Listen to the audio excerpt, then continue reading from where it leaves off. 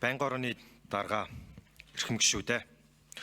Улсын их хурлын боловсрол, соёлын шинжилгээ ухаан спортын байнгын орны 2024 оны 10 дугаар сарын 15-ны өдрийн 2 дугаар тогтоолоор боловсролын зээлийн сангийн үйл ажиллагаа журмын биелэлтэд хяналт шалгалт хийх, холбогдох санал дүгнэлт гаргах, шийдвэрийн төсөл боловсруулах үүрэгт бүхий ажлын хэсэг байгуулж, ажлын хэсгийн ахлагчаар улсын их хурлын гишүүн О Батнай Арамдал, гишүүдэд улсын их хурлын гишүүн Иш Бямбсрун, Ж Галбадрах, Г Дамдням, Б Найдлаа, О Саранчулан, Им Сарна, С Эрдэнэбат нарын бүрэлдэхүүнтэйгээр ажиллалаа. Ажлын хэсгийн танилцуулга санал дүгнэлт шийдвэрийн төслийг Монгол Улсын их хурлын тухай хуулийн 22 дугаар зүйлийн 22-ын 3-ын 6, 22-ын 3-ын 13 дахь заалт, Монгол Улсын их хурлын хяналт шалгалтын тухай хуулийн 9 дугаар зүйлийн 9-ийн 5 дахь хэсэгт тус заасны дагуу бэлтгэн танилцуулж байна.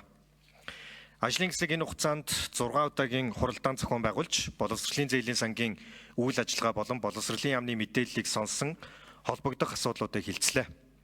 Мөн ажлын хэсгийн гишүүд болох Ж Галбадрах, О Саранчулуунаар өөрсдийн амжилтаа хэрэгжүүлж буй тэтгэлэгт сангийн мэдээллийг өгсөн.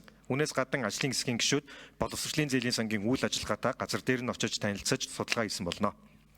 Ажлын хэсгийн хүрээнд боловсролын зээлийн сангийн холбогдох журам ба бусад хөгжиж буй оронд хэрэгжиж буй ижил төстэй журмуудын бодлого хэрэгжилтийн талаарх харьцуулсан судалгаа мэдээллийг парламентын судалгаа хөгжлийн хүрээлэнгээр холбогдох судалгааг хийлгүүлсэн болно.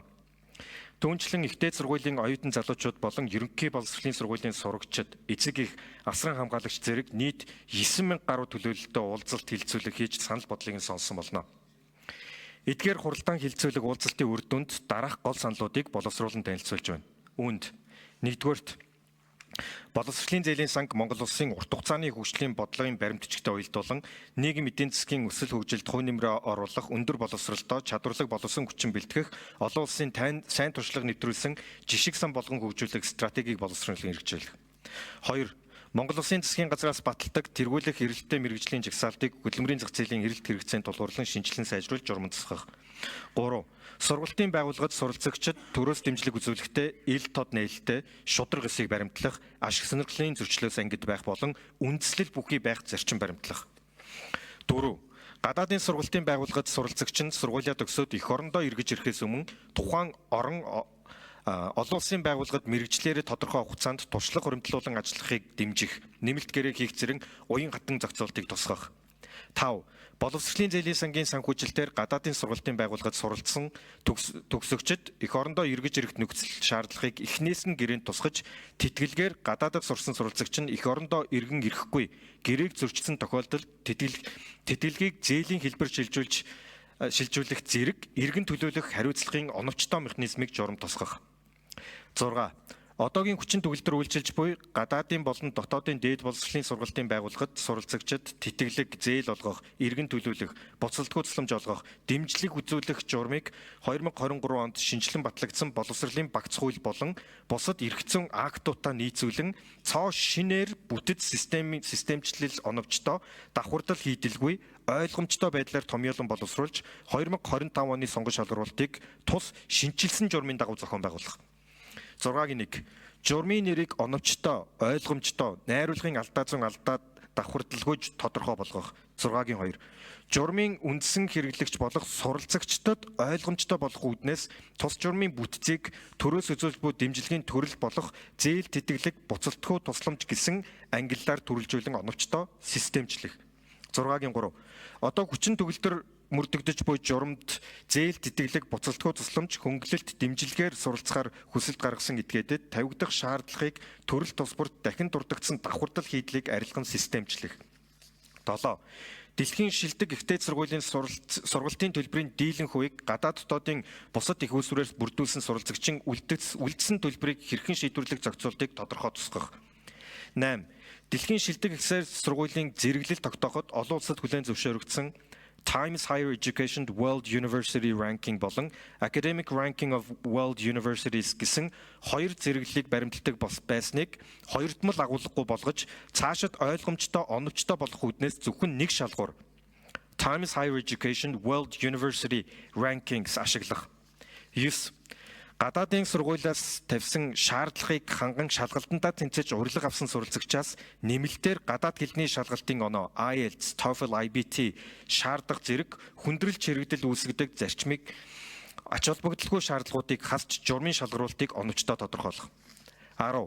Гадаадын сургалтын байгууллагад суралцах суралцагчдын сонгон шалгаруулалтын үйл явцыг шударга бөгөөд аливаа субъектив нөлөөлөлгүй оновчтой хийх үүднээс элссэн сургуулийн эрэмб мөн тухайн суралцагчид сургуулиас олгосон тэтгэлгийн хэмжээ, сургалтын төлбөрийн нийт хэмжээ зэрэг үзүүлэлтийг үндэслэх. Тухайлбал 11.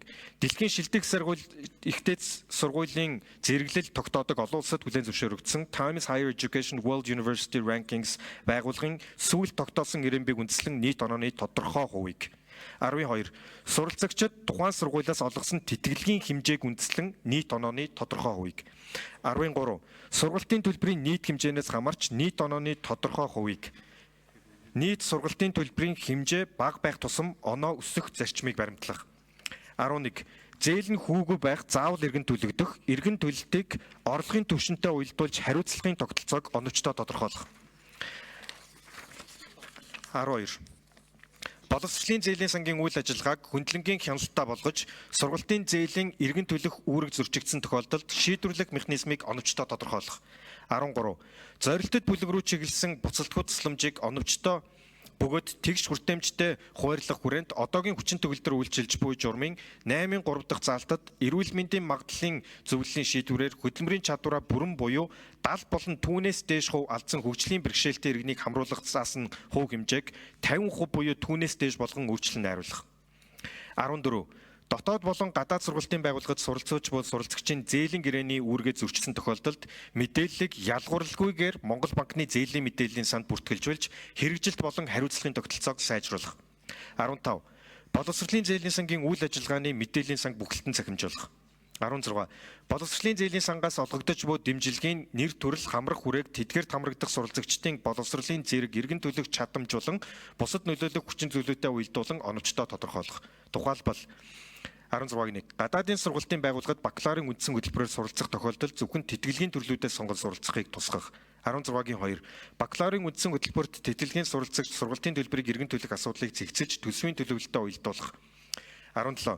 Төрийн албан хаагчдыг чадваржуулах хүрээнд гадаадын болон дотоодын сургалтын байгууллагад магистр, докторийн үндсэн хөтөлбөрт хамруулах шаардлагатай тохиолдолд гадаад хэлний бэлтгэлд хамруулах боломжийг олгох. 18. Засгийн газрын 2024 оны 3 дугаар сарын 6-ны өдрийн 103 дугаар тогтоолоор баталсан багш мэрэгчлэр суралцагч болон багш ажилтны хүүхдүүдийг тэргүүлэх эрэлттэй мэрэгчлэр суралцахад төрөөс дэмжлэг үзүүлэх журмыг шинжилэн сайжруулж багшийн мэрэгчлэр цалинтай оюутан хөтөлбөр хэрэгжүүлэх замаар ерөнхий боловсролын сургуулийн шилдэг төгсөгчдийг орон нутагт багшаар ажиллах бодлогыг дэмжих. Байнгын орон эрхэм гишүүдээ. Боловсролын зээлийн сангийн үйл ажиллагааг шинжлэх нь зөвхөн ил тод нээлттэй байдлаа хангах төдийгүй шударга хүртээмжтэй байх зарчмыг дагаж улс орны хөгжилд чиглэсэн боловсон хүчин бэлтгэхэд чухал үүрэг гүйцэтгэнэ.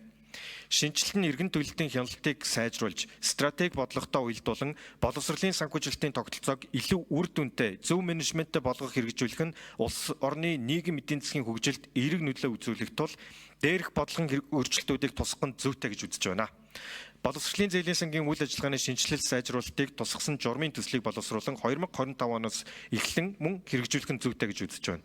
Анхаарал тавьсан та бүхэнд